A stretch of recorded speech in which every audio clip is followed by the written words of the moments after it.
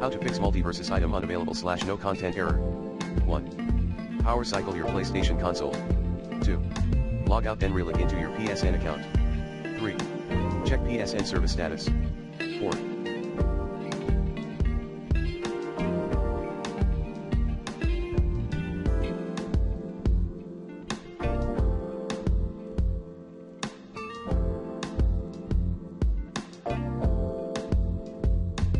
Check your internet connection. 5. Uninstall then reinstall the MultiVersus game. 6. Contact the MultiVersus customer support.